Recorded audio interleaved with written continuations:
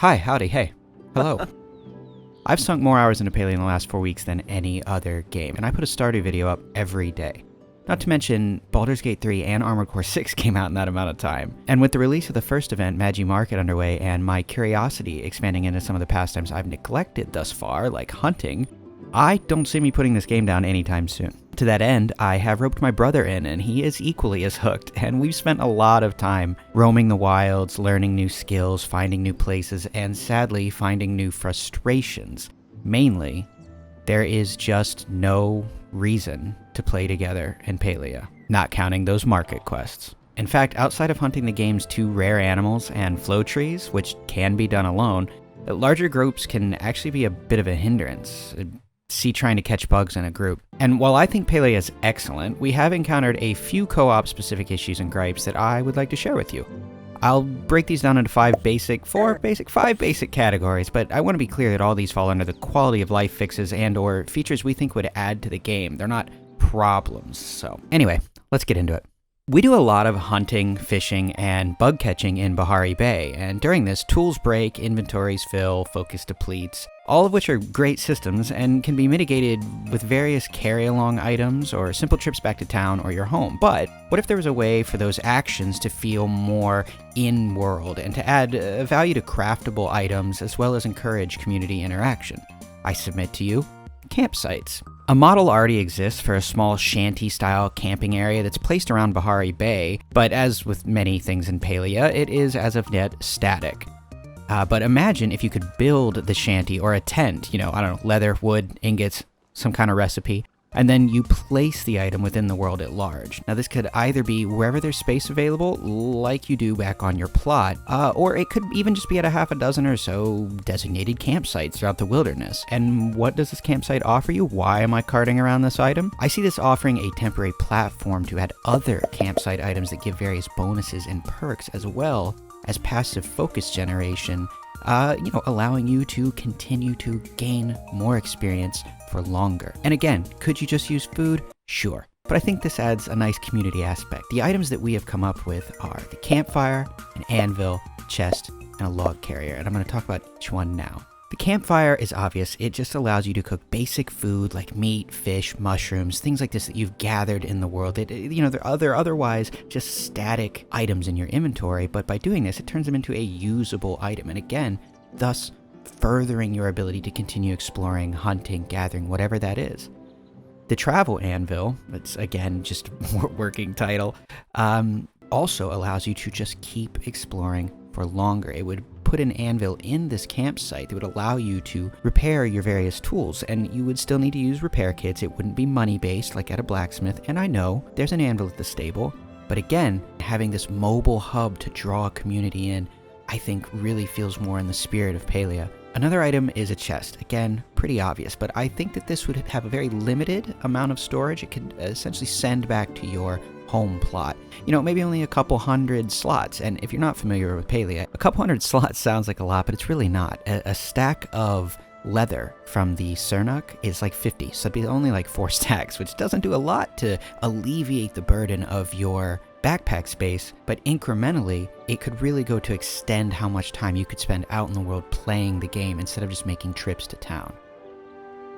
And then there's the log carrier. This is really simply just extends the amount of time that the campsite would last, because as I said, I think it would be temporary. And if you have all of these items, it would increase this passive focus regeneration, maybe even giving it a boost, similar to like temporary HP in Dungeons & Dragons or something like that. So imagine having all 4 items at your camp, allowing you to get, say, 50% extra focus past your maximum. Who wouldn't show up for that? Now you have a 20-person party all hanging out, doing co-op things that actually benefit everybody. All these items I've just described already have models that can be repurposed, and as a further bonus to the idea, much like finding flow trees or using a bug lure, the use of the campsite would no doubt be called out in the chat to allow for a gathering point for any Palians currently in the area, thus fostering community and a reason to work together, which to me is the real purpose of this, adding a reason for co-op. And on the subject of co-op, my brother and I speculated that to further promote cooperation in this regard, Each character can only carry one of the camp items besides the shanty itself, obviously, and that would allow a single player to prioritize an effect that's most beneficial to them, but inevitably, the gathering of players, strangers, could come together to meaningfully benefit each other and their purposes out in the world. And on the topic of strangers being useful to each other, we have lures. Currently, we have a lure to attract bugs, which is a wonderful way to, gather would-be cooperators together for a singular purpose, but that's it, bugs. Now, I love bug catching. It's actually my highest level skill, but why not for hunting and fishing? I see both of these items being rather expensive to make and operating fairly differently.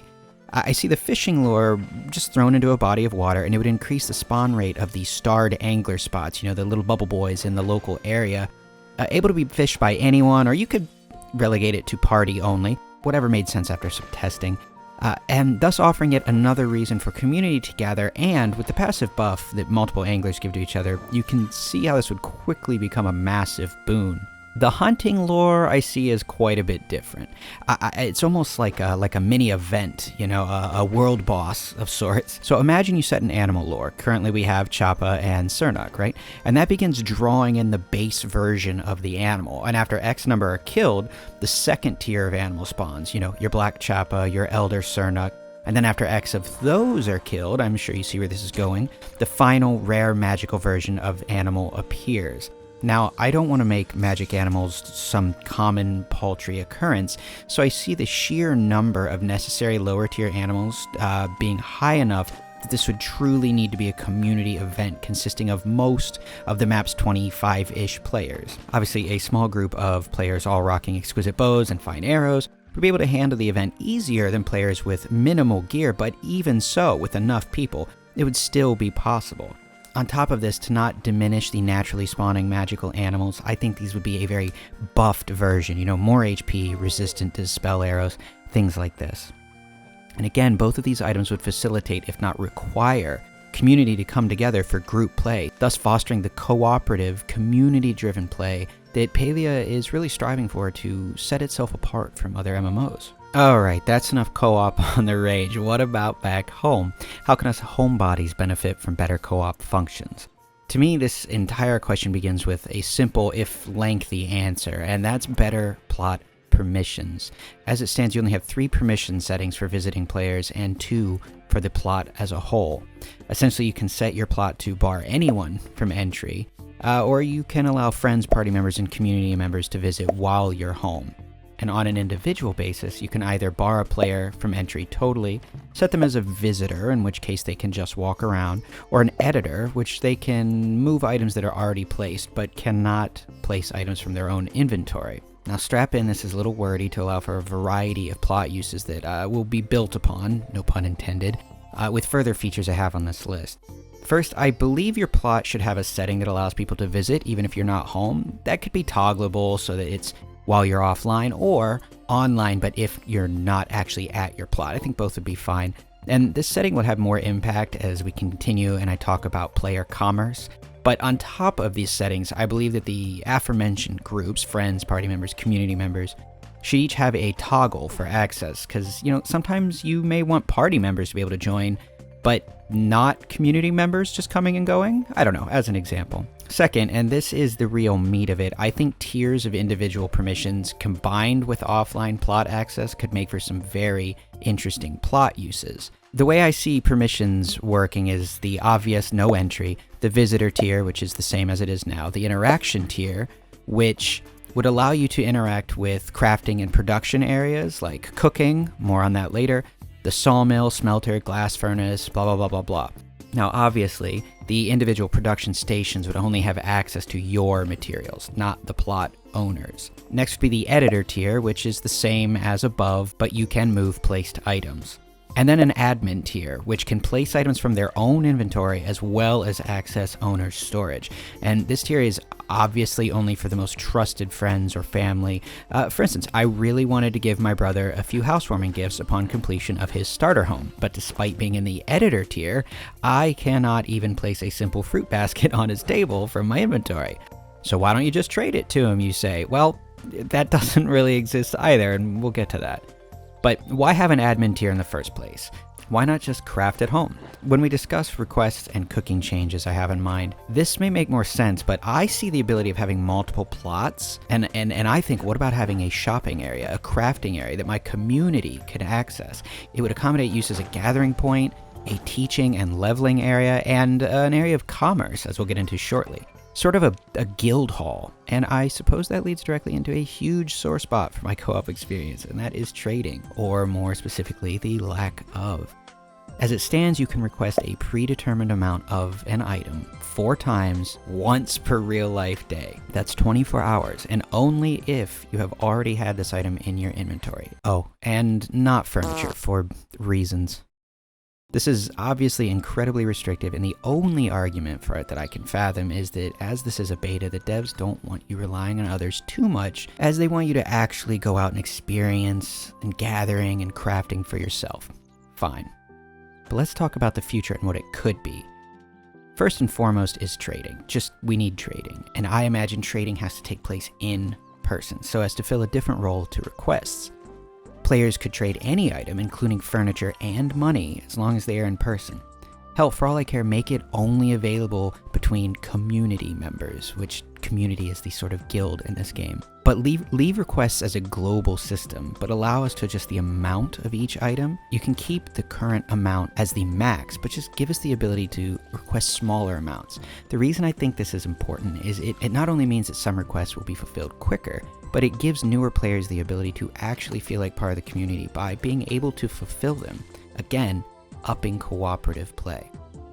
I've mentioned player commerce a few times, and the way I see that is, with the combination of permissions and trading that we have laid out above, you could have your housing plot set up essentially as a storefront or a crafting hall, and allow people to come in and trade you goods and services for your goods and services.